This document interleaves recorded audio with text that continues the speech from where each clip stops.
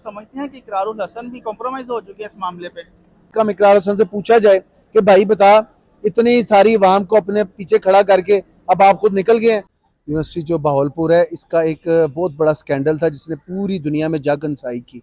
नाज़रीन, मैं वकास अवान हूँ और आप मेरा यूट्यूब चैनल देख रहे हैं। नाज़रीन, बहावलपुर इस्लामिया यूनिवर्सिटी का स्कैंडल ज़बान ज़द-ए-आम रहा। पंजाब हुकूमत की जानिब से एक ट्रिब्यूनल कायम किया गया है कि जो कि सारे वाक़े की तहकीकात करेगा और जो इस वाक़े के पीछे मुहर्रिकात थे उसको सामने लाएगा। इसीलिए जो लाहौर हाई कोर्ट के जस्टिस सरदार सरफराज डोगर हैं, उनको इस ट्रिब्यूनल का हेड मुकर्रर किया गया है, जिन्होंने अब तहकीकात का आगाज़ कर दिया है। स्कैंडल के बाद मरूफ एंकर इकरारुल हसन ने बड़े तबसरे किए, बड़े दावे किए कि उनके पास इस हवाले से शवाहिद मौजूद हैं, चीज़ें मौजूद हैं कि वो इसमें उन्होंने बड़ी बड़ी सियासी शख्सियात के नाम भी लिए, लेकिन अभी तक वो इस ट्रिब्यूनल के सामने ना पेश हुए हैं, ना कोई एविडेंस उन्होंने दिया है।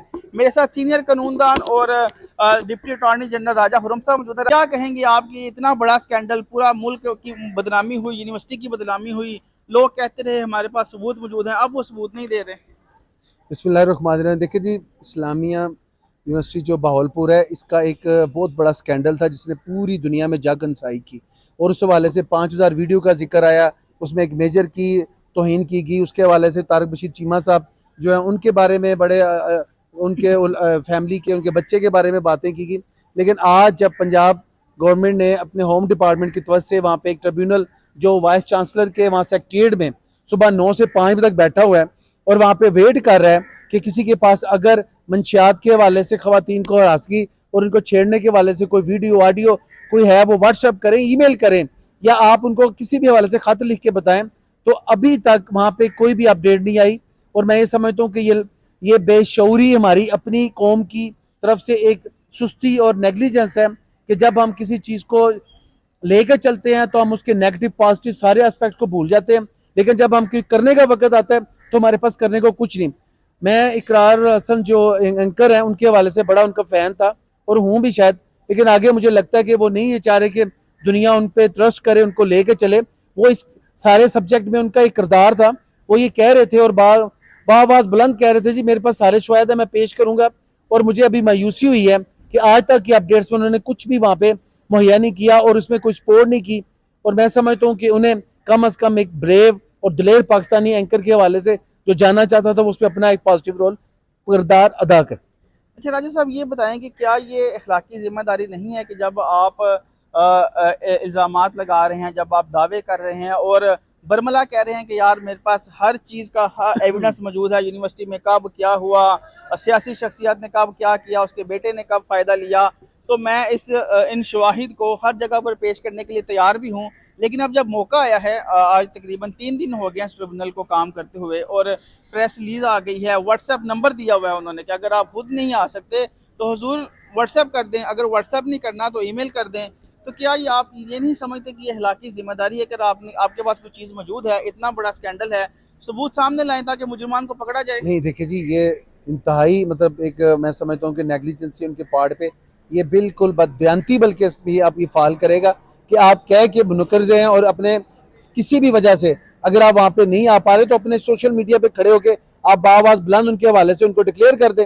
ये उनकी मैं समझता हूँ कि गैर इखलाकी हरकत है। अगर वो कह रहे थे और इसमें एक मिनिस्टर को लेके आए थे, उसकी औलाद को, बच्चों को उसका बेड़ा गर्क करवा दिया था, और वहाँ पे जो मेजर था आर्मी के हवाले से भी इस पर एक छींटी गई कि जो बात होती है उसमें कोई ना कोई बंदे को धुंसा दिया जाता है ताकि कल कोई मेजर कोई कर्नल खड़ा हो तो कहें जी सारा कसूर इसी का था। तो मैं समझता हूँ कि आप इनको कठारे में ला के कम अज़ कम इकरार हसन से पूछा जाए कि भाई बता, इतनी सारी अवाम को अपने पीछे खड़ा करके अब आप खुद निकल गए हैं और इनको कहाँ से आप बताएंगे। हम लोग तो यकीन करें, मुझे बड़ा दुख हुआ इस बात।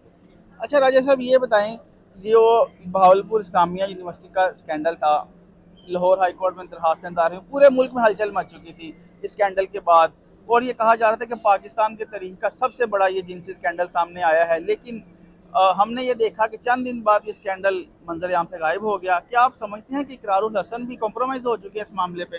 नहीं देखिए, मुझे यकीन है कि ऐसा कुछ नहीं होगा। कंप्रोमाइज़ के हवाले से शख्सियत आज तक तो नज़र नहीं आई। या इसको ऐसे कर लें कि क्या या सिर्फ उनका ये काम उनके बस से शायद बात व्यूज निकल लेने गई के हद तक था, या सिर्फ उनका ये काम ये कह लें? नहीं, मैं समझ देखिए इंतहाई उनकी तरफ से मायूसी है, उनकी तरफ से ये सारी चीज़ को मैं समझता हूँ कि ये सामने आ रही है। حالانکہ اور تو کسی نے نہیں کہا تھا. اور اتنی ساری ویڈیوز کے پیچھے جب ان کی آواز آئی تھی نا تو ہمیں یقین ہو چلا تھا کہ ضرور یہ سچ ہے. لیکن اب یہ آہستہ آہستہ ساری چیزیں جو یہ بیک پہ جا رہی ہیں, اس کے پیچھے ان کی 100 مجبوریاں ہوں گی, لیکن جو ان کی پروفیشنل مجبوری میں سمجھتا ہوں وہ آڑے نہیں آنی چاہیے. آپ اقرار سے کیا مطالبہ کرتے ہیں کہ اگر یہ ہم کے پاس شواہد موجود ہیں تو پیش کریں, تاکہ اس اسکینڈل کو جس نے ملک کی بدنامی کی, جس نے جو پاکستان کا نظام تعلیم ہے اس کی بدنامی ہوئی, اس کے جو محرکات ہیں وہ سامنے آئیں؟ دیکھیے جی, میں سمجھتا ہوں میری ان سے ایک التجا ہے, ریکویسٹ ہے کہ اپنے امیج کو, اپنے اس مان کو برقرار رکھیں, اور ان لوگوں سے جو آپ کو سائلنٹ, آپ کے جو آپ کے فالوور ہیں, جو کبھی آپ سے ملے نہیں, جنہوں نے آپ کو کبھی انٹیمیٹ نہیں کیا, لیکن وہ آپ کو چاہتے ہیں, جیسے ہم لوگ یہ سمجھتے ہیں کہ آپ کے پاس جو بھی چیز ہے وہ بالکل اوتھینٹک ہے اور اس پہ آپ نے ضرور کام کر کے لے کے آئیں, اس پہ بھی تھوڑی محنت کریں. اور اگر نہیں تھا تو آپ کو کہنا نہیں چاہیے تھا, یہ بالکل غلط بات تھی, اس پہ آپ نے اپنا امیج خراب کیا ہے. اور آگے اگر آپ کے پاس کچھ ہے تو پیش کریں اور ٹریبیونل کی سپورٹ کریں. جی, اقرار الحسن سے ہم بھی یہی مطالبہ کرتے ہیں, یہی ان سے امید بھی یہی ہے کہ وہ پاکستان کے بڑے اینکر ہیں, لوگ ان کی بات کو سنتے ہیں, اور ان کی بات کو سن کر ہی لوگوں نے اس پر ریئیکٹ کیا اور اس اسکینڈل کے حقائق کو جاننے کی کوشش کی. لیکن اب وقت یہ ہے کہ اب اقرار الحسن کو چاہیے کہ وہ اس ٹریبونل کے سامنے پیش ہوں.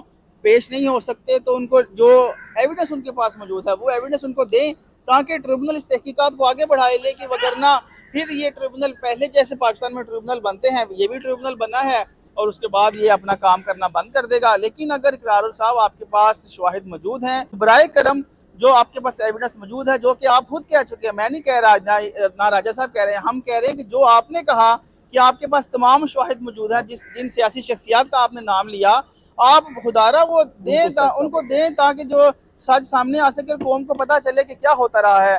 تو ہم امید یہ کرتے ہیں کہ اقرار الحسن جو ہے وہ ہماری اس التجا کو سنیں گے, اور جو ان کے پاس بہاولپور اسلامیہ یونیورسٹی کے حوالے سے شواہد موجود ہیں وہ ٹریبونل کو پیش کریں گے, تاکہ اس معاملے کی تحقیقات کو آگے بڑھایا جا سکے.